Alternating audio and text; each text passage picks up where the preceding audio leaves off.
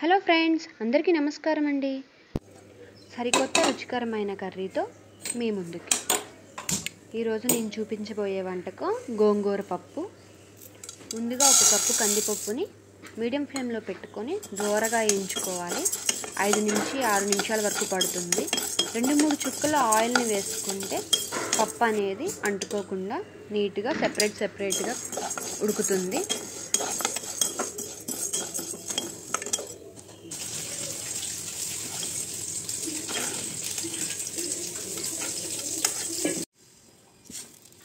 కందిపప్పు ఫ్రై అయ్యేటప్పుడు కమ్మటి వాసన అనేది మనకి వస్తుంది. ఇప్పుడు నేను దీన్ని 3 నుంచి 4 వాషులు చేసుకుంటాను. మట్టి కానీ రాళ్ళు కానీ ఉండకుండా గాలించుకొని నీట్గా పప్పుని శుభ్రంగా కడుక్కుంటాము. 1/2 టేబుల్ స్పూన్ పసుపుని యాడ్ చేసుకొని కుక్కర్లో 3 విజిల్స్ వచ్చే వరకు నేను కుక్ చేసుకుంటున్నానండి.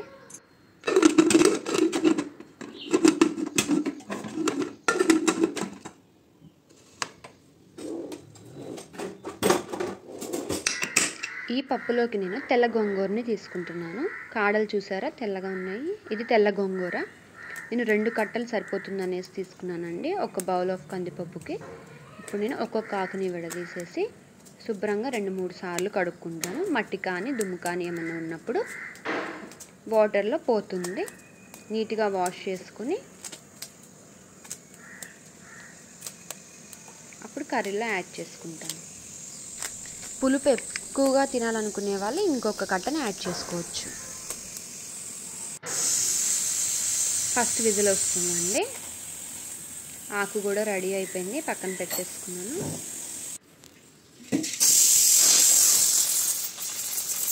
సెకండ్ విజిల్ కూడా వచ్చింది. ఆకుని తీసేసి కడిగేసుకుంటున్నాను.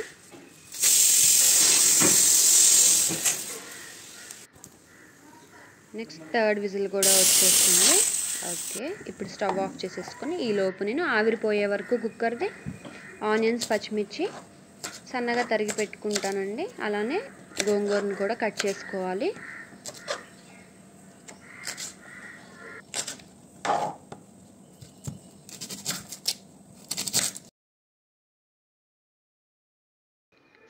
ఒక ఉల్లిపాయ, 6 పచ్చిమిర్చిని తీసుకుంటున్నాను.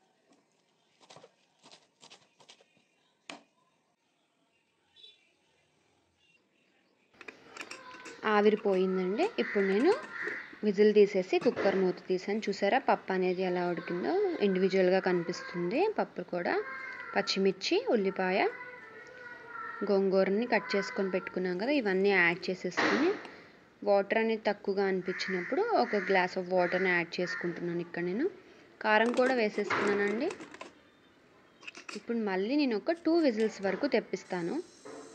ఈలోపు నేను పోపుకి కావాల్సిన సామాన్లు తయారు చేసుకుంటున్నాను. 4 ఎండుమిర్చి, 1 వెల్లుల్లి, 2 స్పూన్ల పోపు గింజలు, కరివేపాకు. ఇందులో నేను ఇంగువని యాడ్ చేసుకుంటున్నాను. ఇంగువ వేయడం వల్ల ఏ పప్పు తాలింపైనా చాలా రుచిగా ఉంటుంది. ఇంగువని ఓన్లీ ఫ్రైస్లోనూ పప్పు తాలింపుల్లోనూ వేసుకుంటారు. తాలింపుల్లో మెయిన్గా ఇంగువని యాడ్ చేస్తారు. ఇంగువ వల్ల చాలా టేస్ట్ ఉంటుంది. డైజెషన్ సిస్టమ్ కూడా మంచిగా వర్క్ అవుతుంది. పప్పు 2 విజిల్స్ వచ్చేసిందండి, ఉడికిపోయింది బాగా. నేను ఇప్పుడు పప్పు గుత్తితో నీట్గా మెదుపుకుంటున్నాను. సాల్ట్ అనేది మెదిపేటప్పుడు వేసేసుకోవాలి. గరిటెలతో మెదగదండి, అందుకని పప్పు గుత్తితో మెదుపుకోవాలి. ఇప్పుడు కడాయి తీసుకొని ఆయిల్ వేసి ఆయిల్ ఫ్రై అయిన తర్వాత ఎండుమిర్చి, పోపు గింజలు, వెల్లుల్లి, కరివేపాకు రెప్పని యాడ్ చేసేసి యాడ్ చేస్తున్నాను. నేను ఇక్కడ ఇంగువను కూడా వేసానండి.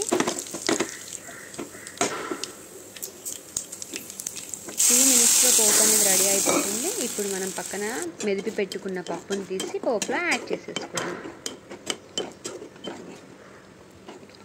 ఇందులో నేను పప్పులో కొత్తిమీరను కూడా యాడ్ చేసుకుంటున్నాను.